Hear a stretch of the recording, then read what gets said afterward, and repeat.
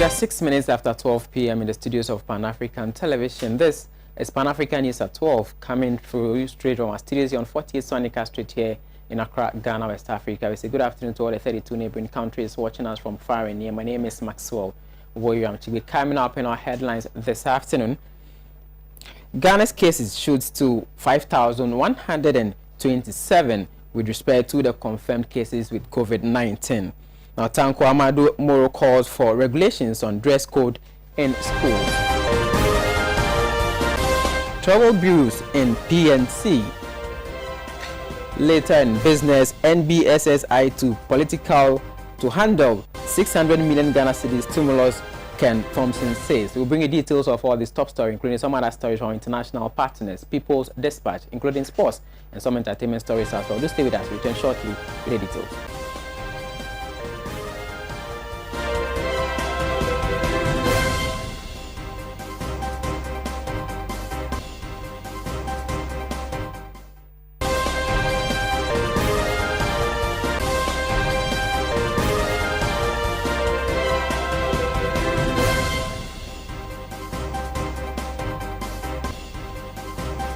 Many thanks for staying. If you just joined, this is Pan-African News at 12 on Pan-African Television. You also stream live on Facebook at Pan-African Television. Now straight to the details of our headline this afternoon. Now, first story in the local from the Director General of the Ghana Health Service, Dr. Patrick Abuaje, has disclosed that Ghana's COVID-19 case count currently stands at 5,127. Now, speaking at a press briefing organized by the Ministry of Information, Dr. Abuaje said the country's total recoveries as at yesterday, May 11, 2020, is 494, with about 180 awaiting their second negative tests. Now, giving a breakdown of the regional and district level statistics on the situation, he indicated that Greater Accra, Ashanti, Central, and the Western regions have recorded new cases, with over 20 districts in the Greater Accra region being affected. So far, we have recorded, as at this morning, working from the data from the 11th of May, 427 new cases, bringing our total to about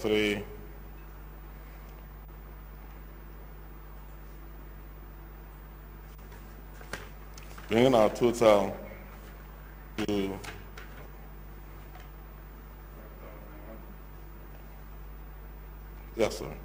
5,127, this is mixed up. The total new cases from the 9th was 277, 160 for the 10th, and we have 427 new cases for yesterday. Out of that, 270 of them has come from Obuasi Township alone. 1,174 has come from routine surveillance, and then 1,538 has come from the enhanced surveillance, which we continue to do. Our total recoveries as of yesterday is 494, and we have about 180 awaiting their second negative test, which will increase the number of recoveries. That brings our active cases to 4,611. And as I mentioned the last time, the 4,000 active cases are those that are still in management, either they are in isolation, either in a special isolation center, isolation at home, or they are in our facilities being cared for. 4,006 of them are currently responding to treatment, and 5 are critically ill at our various health centers, mainly in Accra. I will just go into the core cases as we have them raging. Greater Accra is recording a total of 3,981, an increase of 89, and I'll get into more details when we get to the district levels. Ashanti has moved from 355 to 62 with a new case of 307. Central region had an increase of 27, bringing their total to 154. Western region had 3 new cases, so they are now 52. Eastern had no new case, so they are still at 99. Upper West had no new case. Upper East had no new case. OT had no new case. And that's for the region. That's Western, Northeast, Northern, and Bono, no new cases as of yesterday. So the main places where we had changes are Greater Accra, Ashanti mainly, and Central and Western regions. Of the 89 new cases in Greater Accra, 40 came from routine surveillance and 49 from enhanced contact tracing. So far, 26 districts have been affected in Greater Accra. The current hotspot, that is where we really have new cases, are Tema Metro, which I will get to again, the house heat maps, Korle Klote, Accra Metro, and Pong Katamanso.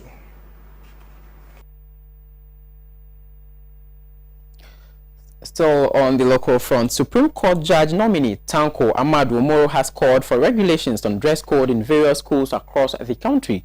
Now, in his view, students in the various institutions should not be involved in the excitement of issues bordering on the dressing of students. Now, he made these remarks while appearing before the vetting committee in Parliament yesterday. The level of those girl childs, I do not think we should involve them in the excitement of matters as in how they should dress in schools.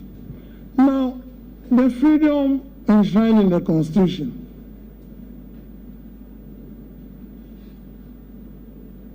there must be reasonable expectation the extent to which you insist on that right of freedom. If we have 10 religions, because it is a matter of choice in the Constitution, and we have girl child education at that level, of that age, and virtually different groups of students say in their church, this is the way they want to dress, with all due respect to the particular creed, who wear white cap and very long robes. They decide that that is the way they want to dress in school. I don't think that we should allow it in the name of emphasis on their rights under Article 17. There must be regulation. And if the dress code of the particular institution will not allow, it should not be allowed. But however, if in the discretion of the administrators of the school, they do not find anything wrong in any addition to the dress code, why not? They are at liberty to wear it. So, Mr. Chairman, unfortunately, I still stand by my answer.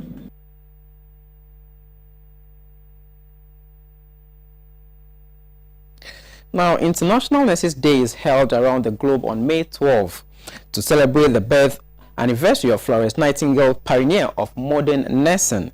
Now, the annual event is held to recognize and honor nurses for their immense contribution to both the state and society. National Council of Nurses, established in 1899 and headquartered in Geneva, Switzerland, has celebrated this day since 1965. In January 1974, May 12 was chosen to celebrate the day, which was the birth anniversary of Florence Nightingale. Florence Nightingale was born in the Italian city of Florence on May 12, 1820, to a family of aristocrats. The lady with a lamp, as she came to be known, defied social conventions and became a nurse at a time when the profession was deemed dishonorable and hospitals became cesspools of disease. A manager in training of nurses during the Crimean War, she catered for wounded soldiers and laid the foundation for modern-day nursing. She died on August 13, 1910 in London at the age of 90.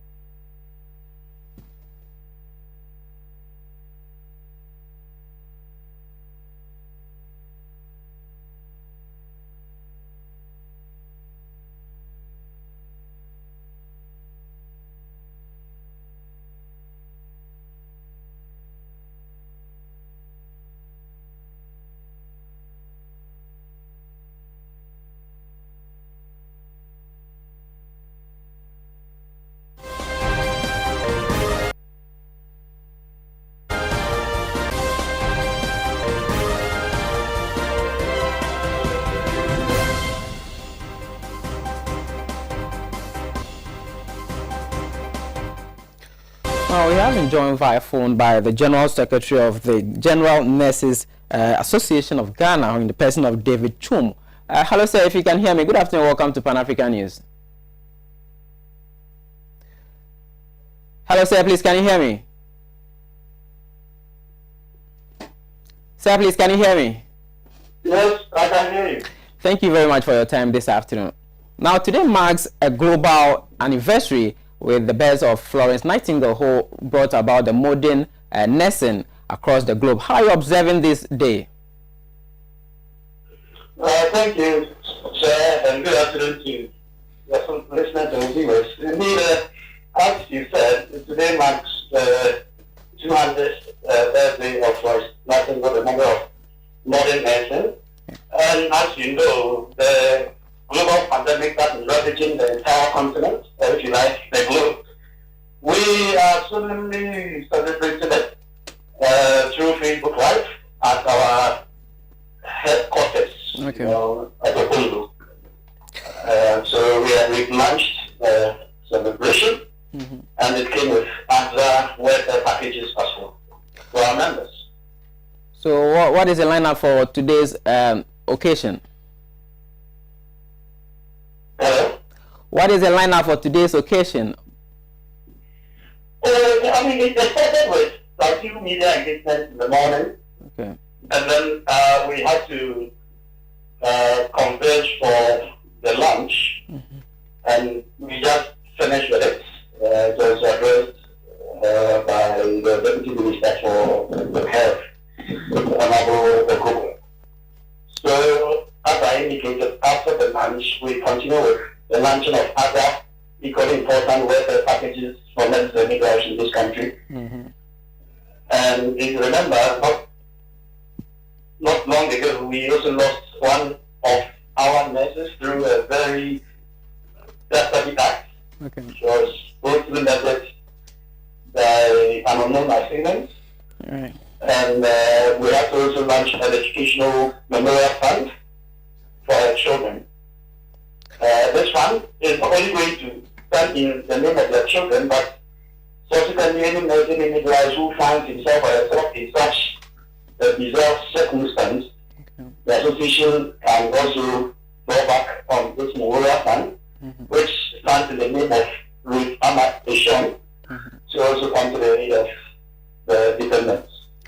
Okay. Especially children. All right. So, do you have any theme for today's occasion as you observe this particular day? All right. Exactly. Share with us. The theme is nursing the world to health, projecting the true value of Ghanaian nurses and midwives. Okay. Now, sir, what are the challenges you are facing as an association? Basically, we are the largest frontline healthcare providers. Sure. And therefore, you can agree with me that having such a ravaging virus, an unseen enemy, it will pose considerable threat to our members. We face several challenges. To PP that the rest of the government is doing all the time. Other organizations and philanthropists are also doing well in providing things that our members at the periphery are not getting the supplies. And the little statistics we are taking is that some nurses and midwives are picked up the infection. Most of them not even at the COVID centers. Sometimes people think that those are the COVID treatment centers are more prone to everybody. That has been a stand of the government, including the Deputy Minister. But I beg to differ, because if you work in the periphery where you are not well protected, you are more likely to be infected. Sure. Those are the COVID centers that do fantastically well, they do very great job, and they need to be commended. But the argument that the risk is not equally shared and they are more prone to others needs to be re-examined, because the disease, an individual can present asymptomatically. Okay. By the time you realize that that person has the disease, or the person meets the case definition, you have the infection. And that's what's happening right now. We don't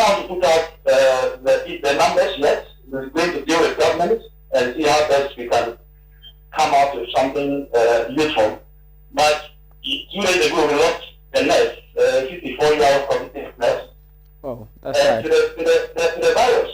And that person is not at the treatment center. So it goes to buttress the argument that we're making, that it's not only those at the treatment centers that are at higher risk, but those at the periphery, those are the main wards, those are the OPDs, emergency centers, are equally exposed because they don't have the opportunity of having the PPEs ready available. Okay. They are more at risk. I see why nobody wants to give us basic science. All right. Well, our condolences to you and of course the association. But what are you saying, or what are you telling your members as an association or authorities? What are you telling them? How are you encouraging them to carry on with their exercise or their duties when it comes to help delivery? Exactly. We cannot remain on our responsibility of taking care of the people of this country. I keep saying Precisely, yeah. that on several occasions we have sent Ghanaians abroad to go and battle the emergency virus as Ebola. So we are not going to run away from this, especially when it's affecting our own compatriots. We're going to stand and fight the virus. What we are asking for is protection, and we are asking our members to also take extreme caution. Okay. All right. Too many nurses and midwives shouldn't gravitate around the patient. Yeah.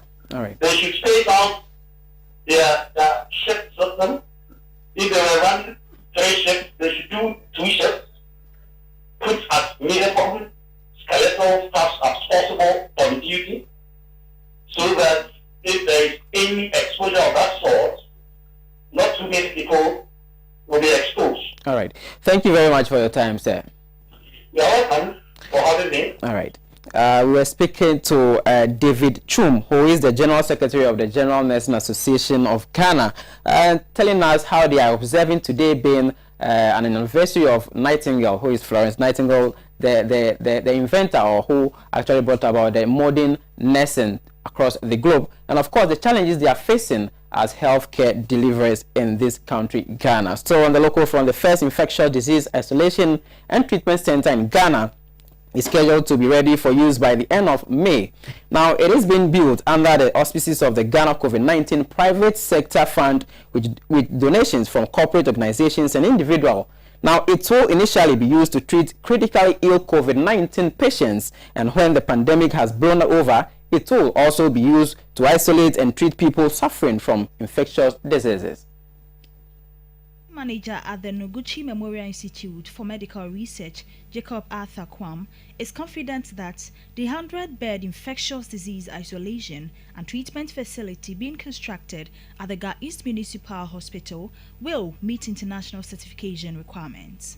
The virologist, who has been working at the Noguchi Institute at the University of Ghana since 1991, indicated that he was shocked by the scale of project and the speed at which it is being constructed. He said he is overwhelmed with joy because with the facility, Ghana will at long last get its first infectious disease center. He congratulated the Ghana COVID-19 Private Sector Fund for the initiative, which is delivering Ghana's first infectious disease isolation and treatment facility. I was a little bit surprised when I heard it was being built, and I'm much waking up to the fact that it is actually physically here, and it gives me a lot of joy to know that this time and era we are waking up to the challenges of health and then trying to separate the different types of health challenges. We will need a lot of training for the people who will be working within this facility, and that will go beyond the architectural work and also will go beyond the facility itself. It will have to be the attitude and aptitude that people who work here will bring to bear on their task, right? Their daily tasks, the discipline they'll come with, and that is what will make it a very successful center. It will also mean that we will have to train the staff. I may not call them frontliners this time, but the staff that will be working here to be able to deliver on their mandate. Although the disease itself seems to be on the decline. We still think that there are going to be small pockets of outbreaks that will still need to be contained early enough so that they don't spread back to the communities. So for me, it is very timely, and the pace at which the contractors are working is also very good. Yes, I know that by the time I come back here, maybe next week, to see what they've done, I'll see a greater progress. The Ghana COVID-19 Private Sector Fund is an initiative by private business people who set it up with a seed fund of 1 million Ghana cedis, while campaigning to raise at least 100 million Ghana cedis from local and international businesses as well as the general public to aid the fight against COVID-19 in Ghana. Meanwhile, it is seeking more funding to be able to construct similar facilities in Takoradi, Kumasi and Tamale in the foreseeable future.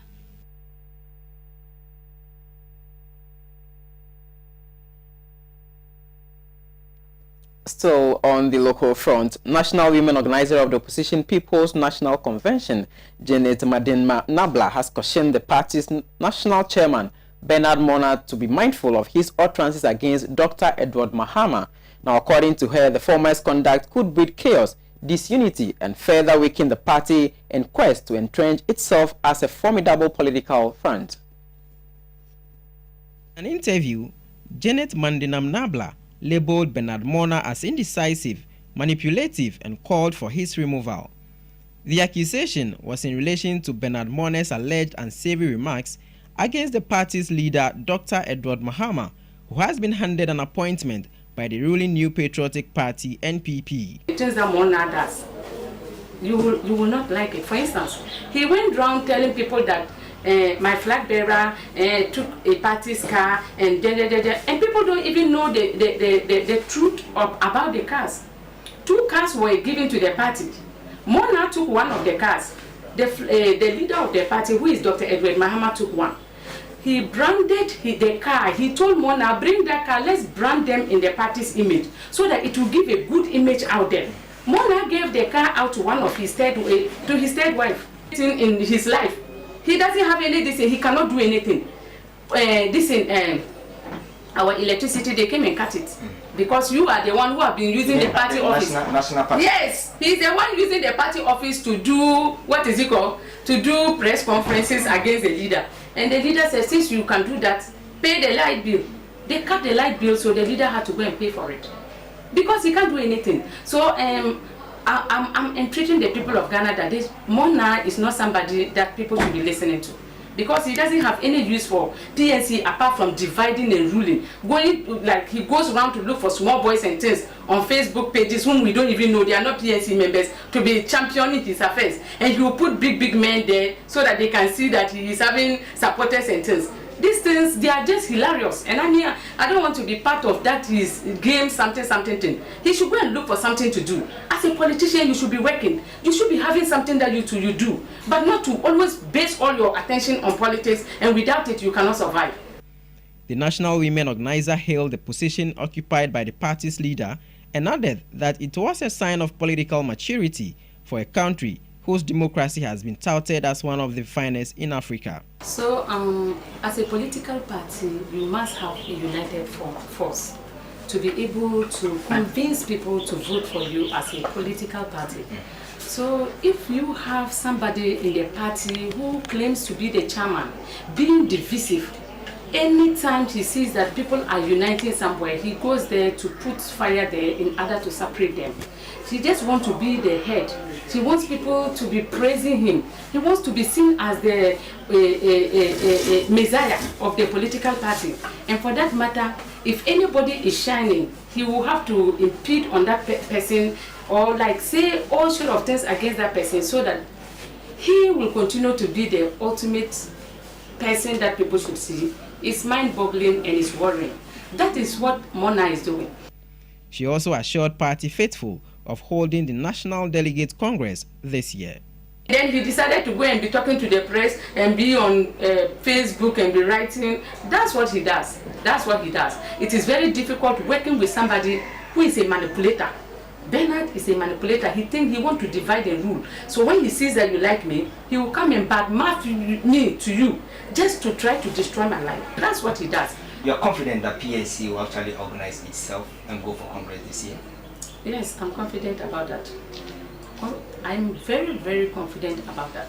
Because as the PNC as a party was built under the umbrella of honesty, truth, and making sure that we bring out projects that can be able to uplift the name of Ghana. That is what we've been doing.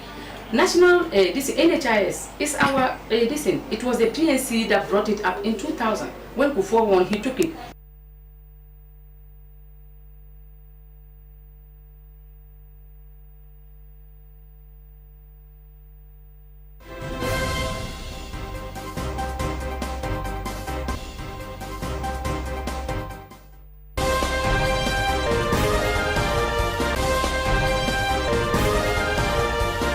Organizer of PNC in person of Awudu Ishaq.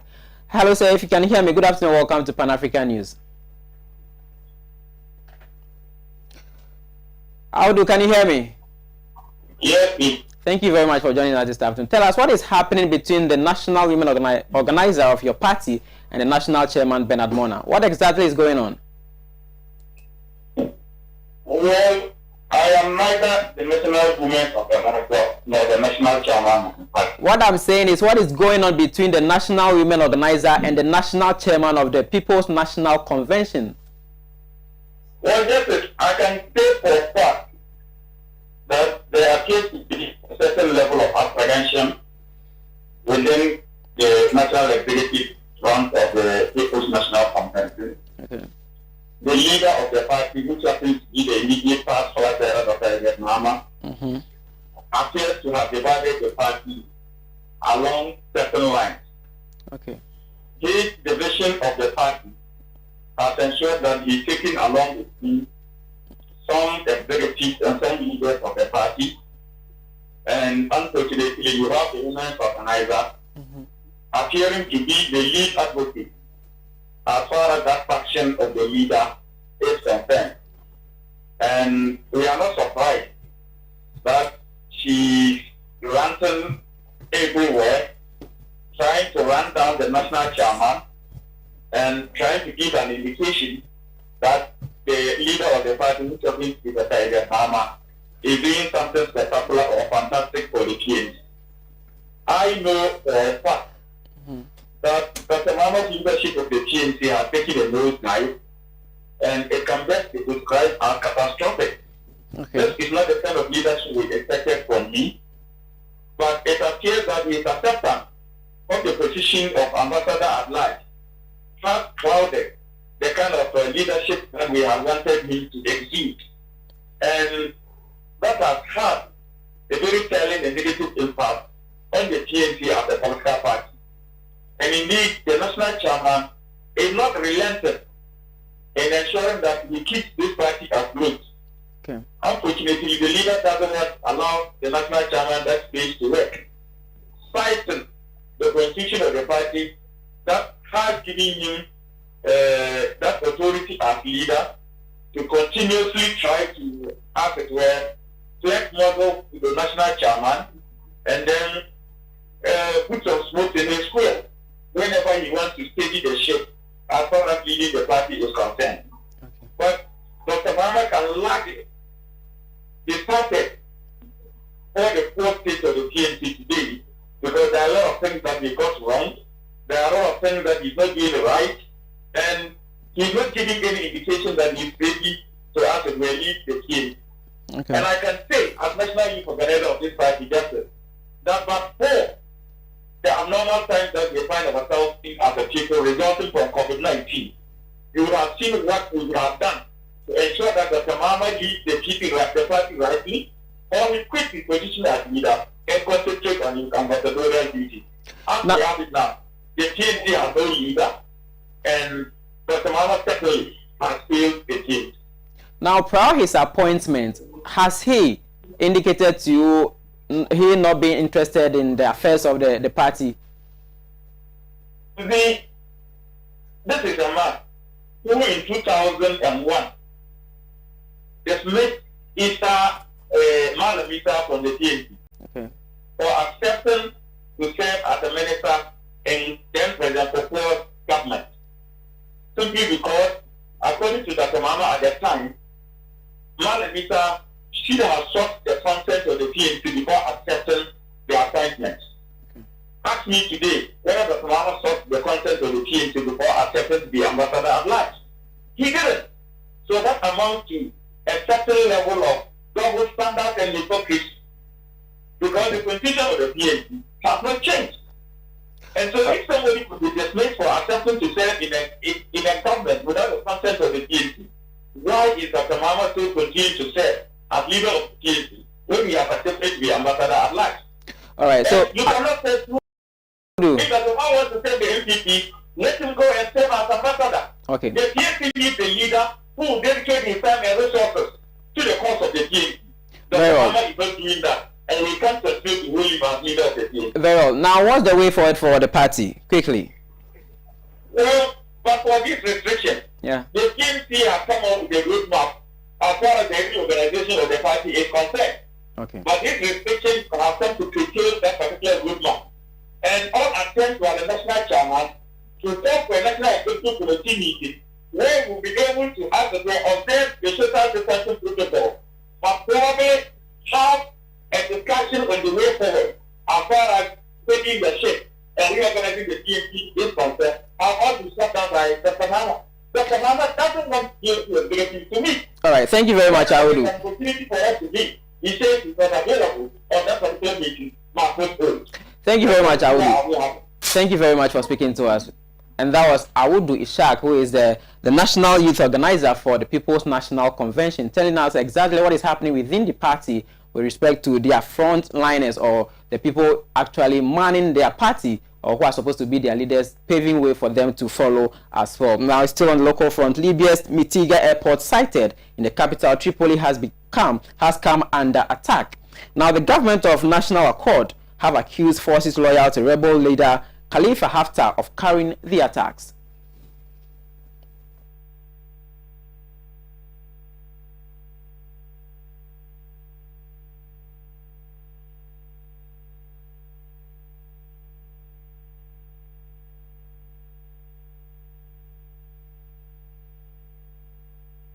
By the coronavirus lockdown, damage was according to the country's Interior Ministry. At least 21 people were killed and dozens of others wounded in the attacks, which included about 80 rocket strikes. The Transport Ministry said one of the damaged planes was preparing to fly to Spain to retrieve Libyans stranded in Europe by the coronavirus lockdown. Damage was visible in several residential areas close to the airport. The UN once again raised alarm that ordinary Libyans are bearing the brunt of the conflict. The attacks were the latest to target the airport in the capital, where the internationally recognized government of National Accord is based. Haftar's eastern-based forces have been trying to seize Tripoli since April last year.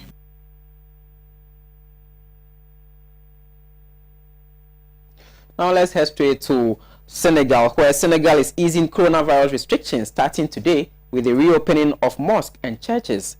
Now, mosques will reopen for prayers during the holy month of Ramadan, and churches will also be allowed to accept worshippers. Been reduced by 2 hours. Markets and businesses, which have only been allowed to open a few days a week during the lockdown, will now only need to be closed for a day's cleaning each week.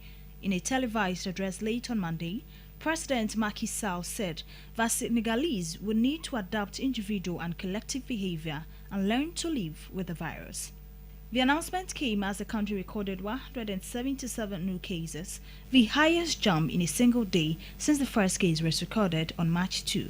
Senegal has so far recorded 1,886 coronavirus cases in total, including 19 deaths. The new measures come amid a push to find a way to balance public health with economic realities, with the virus causing loss of jobs and a slowdown in activity in the continent.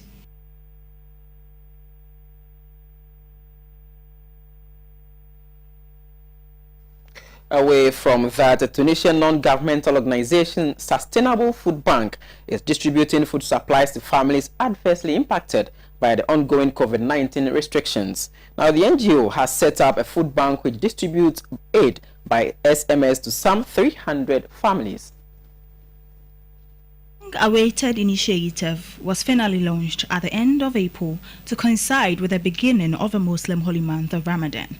The initiative is part of private sector efforts to support government in easing the socio-economic impact of the virus on the vulnerable sections of society. In an interview, Farah, an employee of the grocery store partnering with the NGO, applauded the gains she has made financially. The initiative targets families who have lost jobs because of a lockdown imposed to contain the spread of the virus. A beneficiary of the NGO, Mesuda Ralfi Sustainable Food Bank, said the initiative was a blessing in disguise. Her family is one of the 300 chosen by the NGO for the Sustainable Food Bank project in collaboration with the Ministry of Women's Affairs.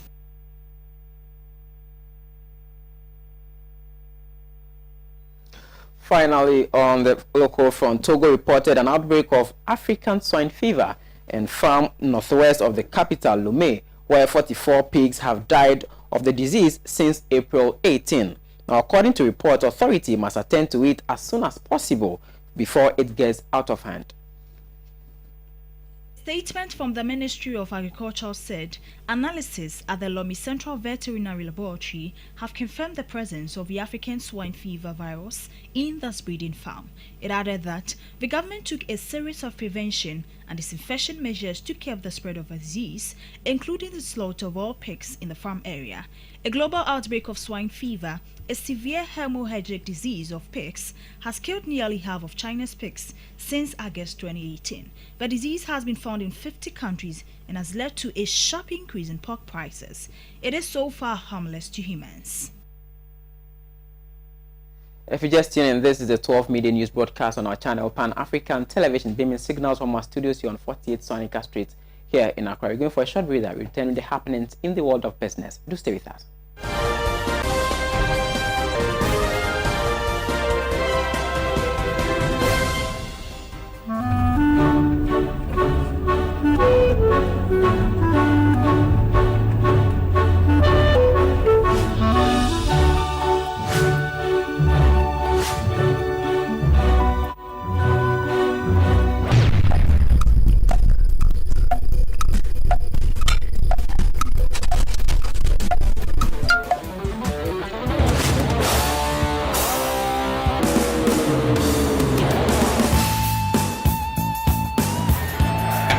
It's incredible!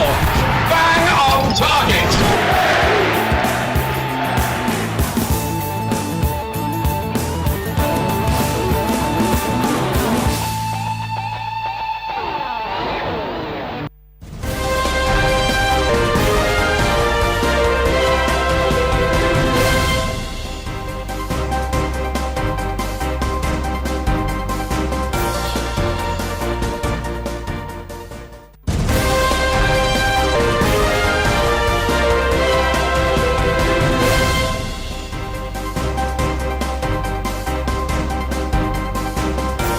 Welcome back. Now, in the world of business this afternoon, the Chief Executive Officer of Daylex Finance, Ken Thompson, has revealed that the distribution of the 600 million Ghana cedis stimulus package among small and medium-scale enterprises, SMEs, as part of the effort to ease COVID-19 burden on businesses, should be allocated to financial institutions and not the National Board for Small-Scale Industries. Now, according to him, the latter's handling of the stimulus politically could be a recipe for disaster.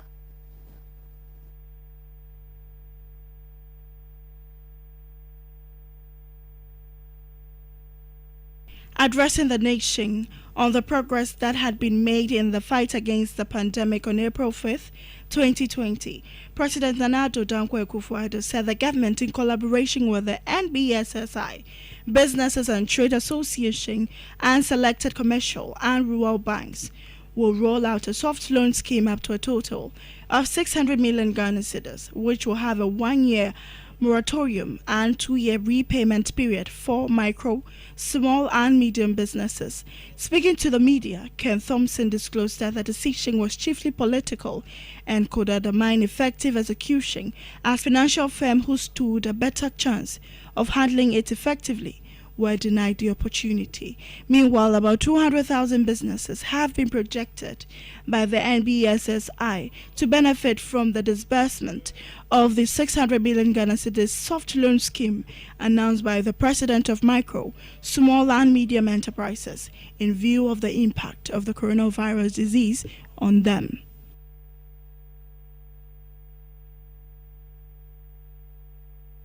That's all from the world of business. Coming up is the happenings in the world of sports with Eve Ntiwa Edward. Do stay with us. We are back after this breather.